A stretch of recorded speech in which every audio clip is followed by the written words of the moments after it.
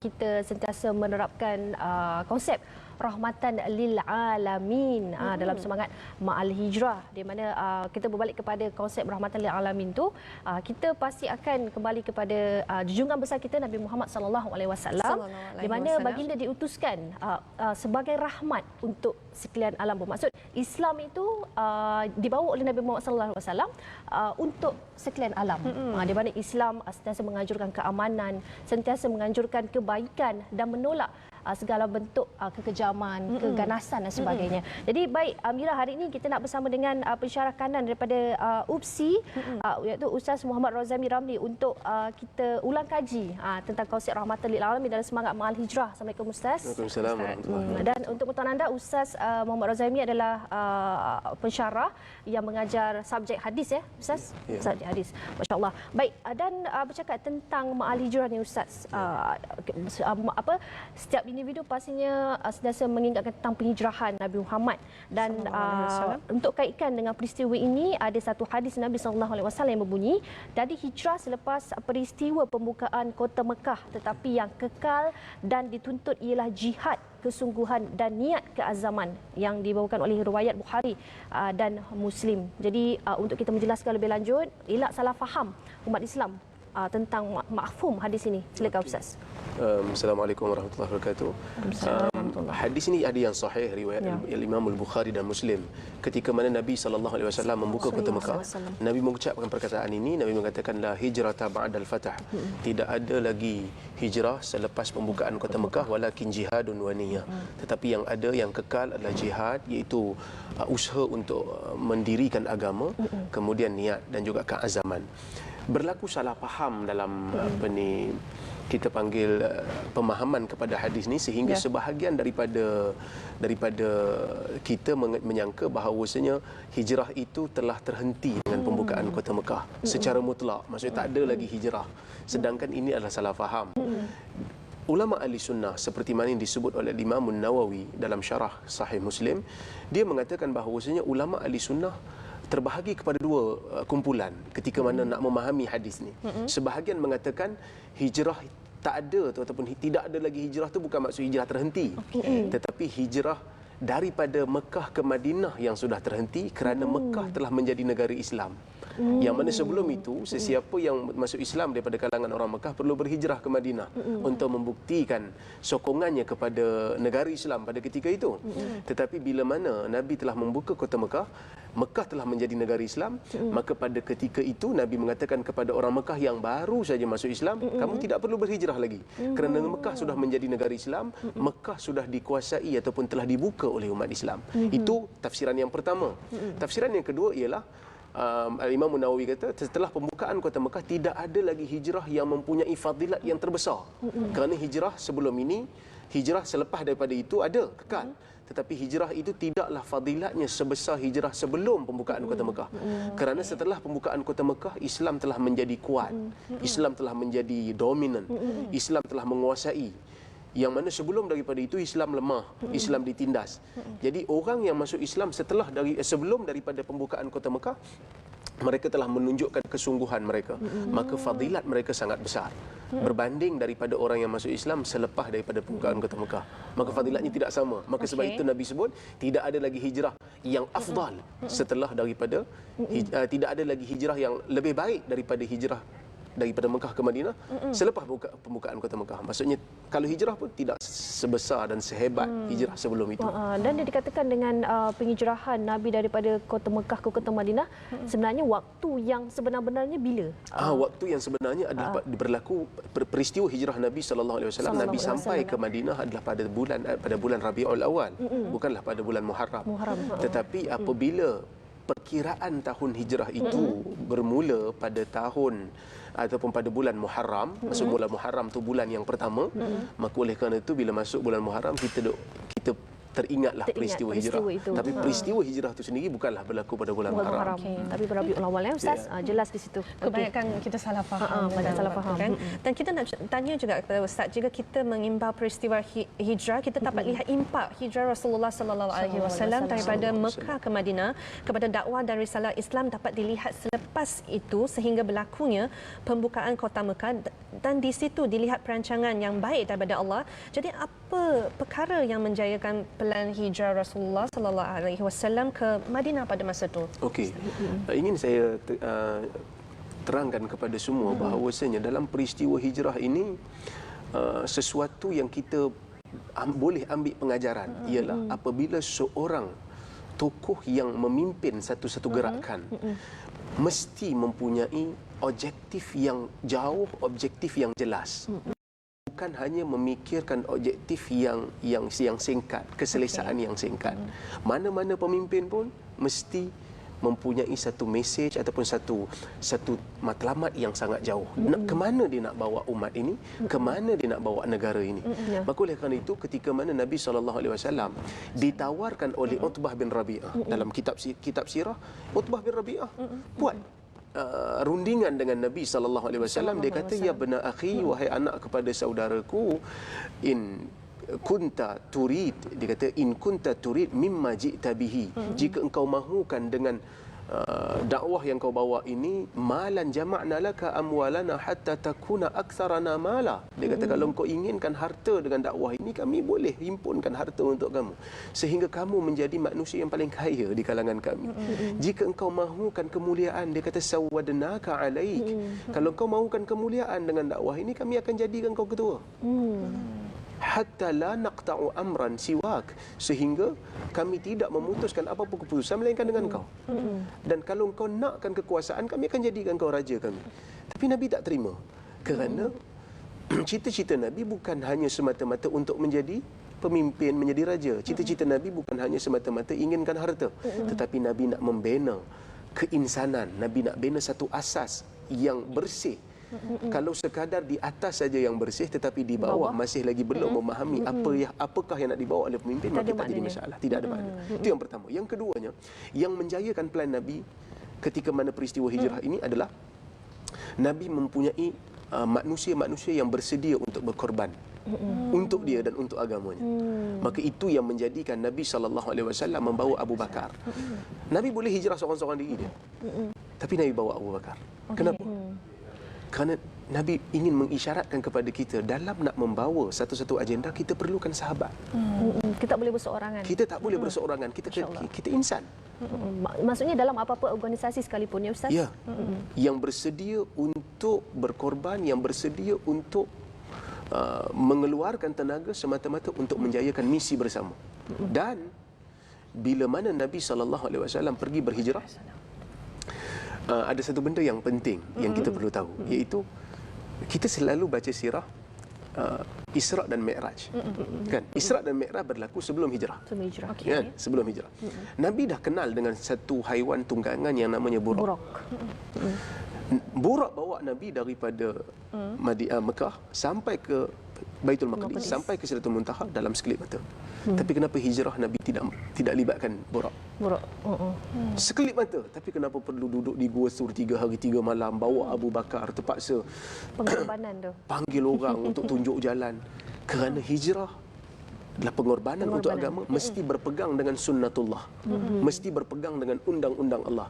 Kamu ingin melancarkan misi agama, maksudnya kamu mesti ikut jalan yang telah ditetapkan oleh Allah, mesti berusaha, mesti berkorban. Berbeza dengan Isra' Mi'raj, kerana dia adalah mukjizat yang kita tidak ditiru. Kita tidak diminta untuk ditiru, untuk kita meniru Nabi dalam peristiwa Isra' Mi'raj, kerana itu khas untuk Nabi.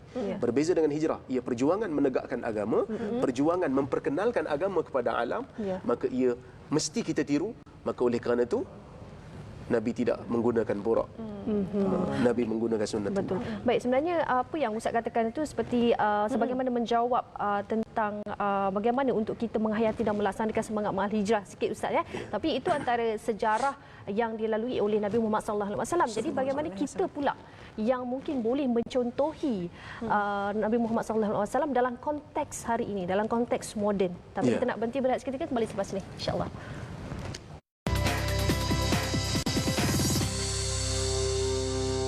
Hotel Sri Malaysia dengan lebih 2,000 bilik, kami masih setia berkhidmat dan memberi keselesaan kepada anda. Mudah, murah, lebih nilai. Datanglah dan nikmati sendiri pengalaman baru bersama Hotel Sri Malaysia di 21 lokasi seluruh negara. Layari www.srimalaysia.com.my. Selesalah bersama kami. Allahu Akbar, Allah.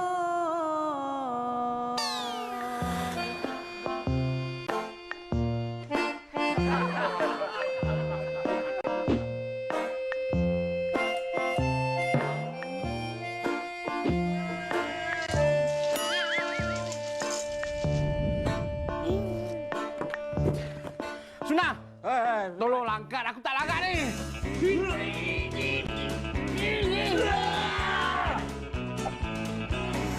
Pakcik, boleh saya tolong?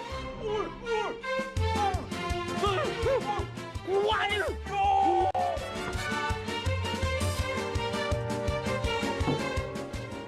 Wow, bertenaga.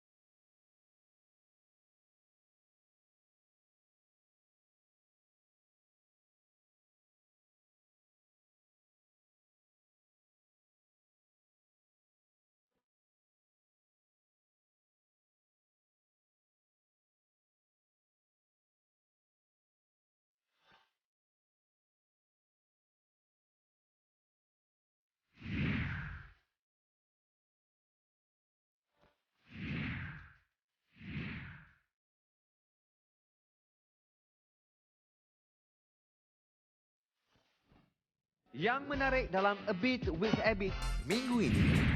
Ya Allah, hebatnya hujan kan. Besoknya saya pergi ke hospital, rupanya katil sebelah lagi teruk. Tapi sabar kita ni dah salah guna. Sabar, kita mengamuk. Sabar, kita hempas semua sekali. Sabar, lantaklah apa nak jadi. Boleh bersabar lagi ke? Memang orang-orang yang penyabar. Tengok muka pun tahu. Kita dalam program A Bit with Abid.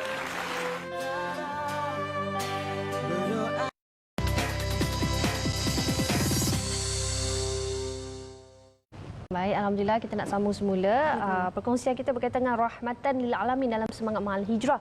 Dan Ustaz tadi dah terangkan kepada kita Mira panjang lebar tentang apa yang usaha-usaha dakwah kisah-kisah penghijrahan Nabi Muhammad SAW yang kita boleh ambil contoh dalam konteks moden hari ini Ustaz. Kita ambil contoh dalam sebuah organisasi.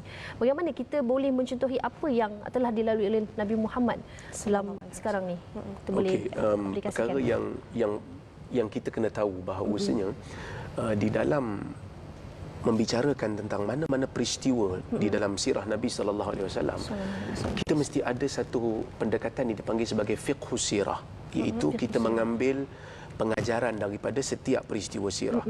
Bila kita melihat kepada hijrah ini, sebenarnya bukan hanya perpindahan. Kalau berpindah, orang sebelum tu pun berpindah. Tetapi perpindahan yang berlaku di zaman Nabi ini adalah al-hijratu ilallahi wa rasulih. Hijrah kepada Allah dan Rasulnya. Maksudnya meninggalkan negeri sendiri semata-mata untuk melaksanakan tuntutan ataupun perintah Allah Subhanahu Wa Taala dan Rasulnya. Maka dalam organisasi, saya bagi contoh, dalam organisasi kita perlukan manusia yang ikhlas. Kita perlukan manusia yang bersedia berkorban untuk organisasinya, untuk melaksanakan misi organisasinya, bukan manusia yang hanya mementingkan misi pribadi dia. Jika begitu, maka kalau ada ramai yang hanya mementingkan misi pribadi dia, maka misi jabatan, misi organisasi itu tidak akan terlaksana. Dan itu yang pertama. Yang keduanya, apabila kita melihat kepada peristiwa hijrah ini, kita melihat Nabi SAW meletakkan setiap insan itu pada peranannya. Sehingga kan peranan wanita pun ada dalam hijrah. Betul, iaitu namanya Asma bintu Abi Bakarin, kan? Asma binti Abi Bakar bantu untuk menyusun ataupun menyediakan bahan untuk ayahnya dan Nabi SAW berhijrah, menghantar makanan. Ada seorang pemuda, anak kepada Abu Bakar, namanya Abdullah, pun terlibat dalam peristiwa hijrah. Kemudian Abu Bakar sebagai seorang sahabat. Kemudian ada pengembala kambing pun terlibat. Satu orang yang mungkin tidak dilihat dalam peristiwa-peristiwa yang lain, tetapi dalam hijrah namanya disebut Amir bin Fuhairah. Begitu juga orang yang bukan Islam, yang namanya Abdullah bin Uraiqid sebagai penunjuk jalan. Maka sebab itu dalam peristiwa hijrah ini, dia seolah-olah satu misi yang melibatkan semua manusia di semua peringkat dan dengan semua kudrat yang ada, maka dapat menjayakan satu misi yang besar. Betul. Maksudnya kita memerlukan sumbangan antara satu sama lain. Tak kisahlah berapa pangkat. Kisahlah apa pun kemampuan yang kamu ada, ilmu yang kamu ada, selagi mana mampu berjuang untuk misi sebuah organisasi. Sebuah organisasi tidak akan dapat bertahan dan berjaya tanpa ada kerani, tanpa ada bos, tanpa ada kita panggil accountant, tanpa ada pemandu. Maka semua itu terlibat dalam nak melaksanakan misi tertinggi bagi sebuah organisasi. Yang penting sebagaimana Ustaz katakan tadi, ikhlas dalam melaksanakan. Ikhlas dalam melaksanakan. Itu yang kedua. Yang ketiganya, yang paling penting bagi saya adalah bila mana kita berbicara tentang hijrah. Hijrah ini saya ingat mungkin ramai yang tidak perasan. Orang yang berhijrah itu digelar sebagai muhajirin.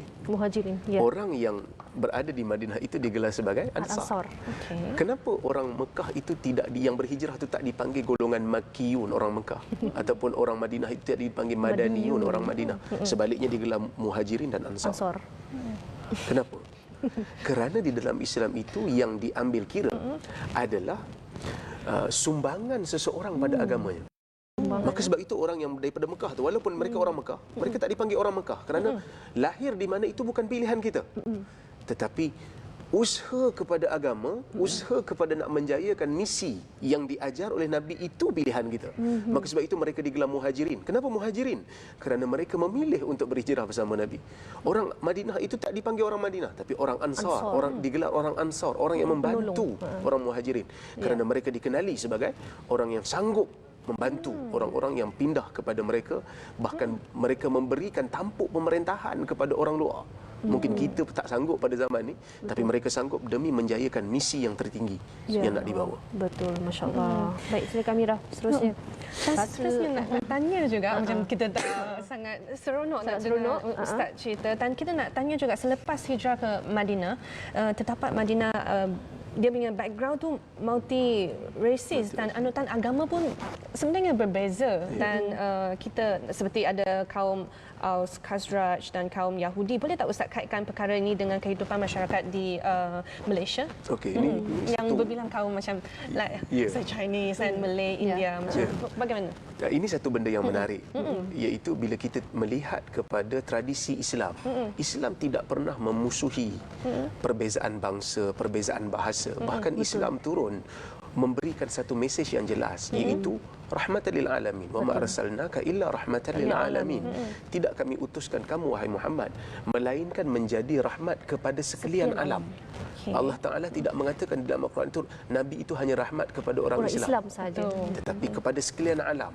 Maksudnya mesej yang Nabi nak bawa ialah mesej selain daripada nak menjelaskan akidah Islam, tetapi mesej Nabi juga membawa sifat keinsanan. Maka sebab itu ketika mana Nabi sampai ke Madinah, Nabi melihat di Madinah ini ada puak Aus. ada puak Khazraj yang sentiasa bergaduh sebelum daripada itu Nabi berjaya damaikan. Kemudian di sana juga ada orang Yahudi, yang mana orang Yahudi ini tidak beriman dengan Nabi sebahagiannya, tetapi Nabi tidak lenyapkan. Sebaliknya Nabi SAW membuat perjanjian dengan mereka untuk mempertahankan negara Islam, untuk mempertahankan Madinah sebagai negara mereka. Maka sebab itu saya melihat, jika kita nak manifestasikan semangat hijrah ini dalam negara yang berbilang bangsa ini, kita perlu ada satu mesej yang jelas, iaitu Islam ini tidak memusuhi bangsa. Islam tidak memusuhi perbezaan agama. Ya benar, dalam sesebuah negara Islam, Islam perlu untuk menjelaskan kepada orang bukan Islam mesej Islam, ajaran Islam, tetapi kita tidak memaksa orang lain untuk masuk ke dalam negara Islam. Dia bebas mengamalkan ajaran dia. Dia juga perlu menghormati agama Islam, dan Islam menghormati agamanya. Sehingga larangan untuk mencela orang yang bukan Islam ini disebut di dalam Al-Quran. Wala tasubbul ladzina yad'una min dunillah. Jangan kamu cela orang-orang yang menyembah selain daripada Allah. Fayasubbullaha adwan bighairi ilm. Nanti mereka akan mencela Allah kerana permusuhan mereka. Tapi nak tanya juga Ustaz, sebab kadang-kadang mungkin dia ada dalam perlembagaan ke seterusnya, sebab macam eksklusif like for Malay, macam untuk Islam ni. So actually kita kena clearkan konsep tu, that Islam is actually untuk everyone. Ya, Islam adalah untuk semua. Islam for all kan. Kita kata Islam adalah untuk semua. Islam tidak memusuhi bangsa. Bahkan kalau kita nak tengok, dalam Islam ni tidak ada satu dress code yang mesti nak jadi orang Islam mesti pakai jubah. Tak semestinya. Mesti pakai serban kan. Tak. Semua pakaian yang memenuhi syariat, kriteria syariat dikira sebagai pakaian yang diiktiraf dalam Islam. Songkok ni pun bukan pakaian orang Arab. Nabi tak pakai songkok. Dia pakaian orang Melayu. Betul. Tapi oleh kerana dia diterima sebagai satu pakaian yang baik dan tidak menyanggahi prinsip berpakaian dalam Islam, maka dia diterima. Maka sebab itu kita panggil Islam adalah satu agama yang universal. Betul. Ya. Okey, baik. Terima kasih banyak Ustaz di atas penjelasan, seolah-olah macam kita berada dalam kuliah kan, kuliah yang penuh dengan ilmiah, di mana sebelum ni mungkin kita tak jelas dengan konsep rahmatan lil alamin dan juga konsep penghijrahan Nabi Muhammad sallallahu alaihi wasallam. Hari ini alhamdulillah sikit sebanyak kita dapat jelas dan juga mungkin kita dapat aplikasikan dalam kehidupan seharian kita. Apa yang berlaku sepanjang sirah Nabi Muhammad sallallahu alaihi wasallam, ada pengajaran yang kita boleh ambil, tak kisahlah dalam konteks keluargaan Ustaz ya, dalam konteks organisasi ataupun konteks kepimpinan sebuah kerajaan itu sendiri. Baik, itu dia jelas rahmatan lil alamin dalam semangat ma'al hijrah. Mudah-mudahan kita lebih jelas tentang bahawa Islam dibawa oleh Nabi Muhammad sallallahu alaihi wasallam adalah untuk semua, rahmat sekalian alam. Ya, Mira. Ya. Kita akan berhenti rehat seketika dan kita akan kembali selepas ini. Ya.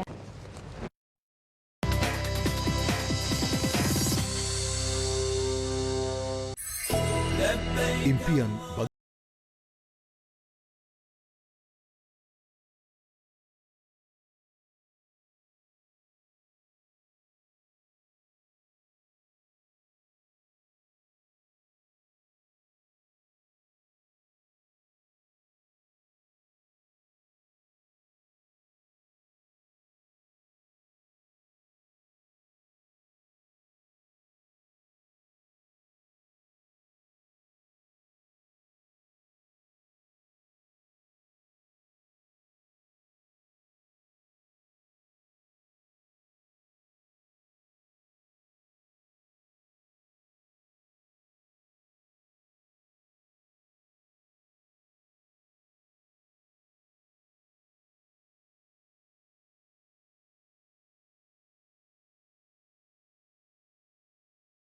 tempah sekarang.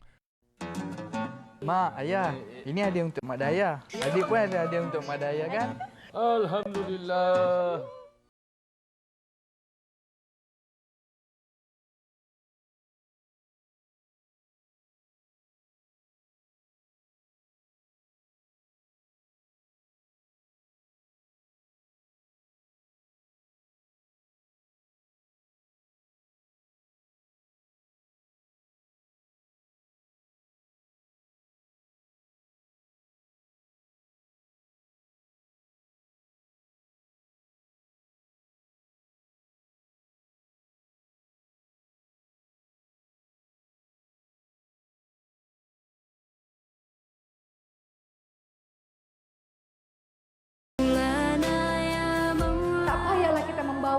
pada siapa-siapa perkara rumah tangga kita.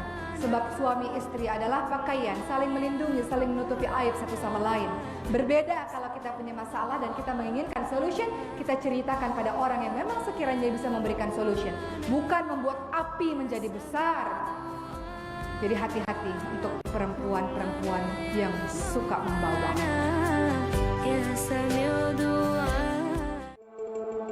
Minggu ini dalam program Orang di Perul.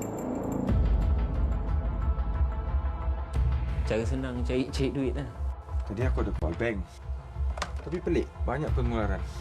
Aku syak boy. 800. 800 Ya. First time masuk penjara, yalah saya tak ada pengalaman masuk. First time saya masuk, rasa lain jugalah.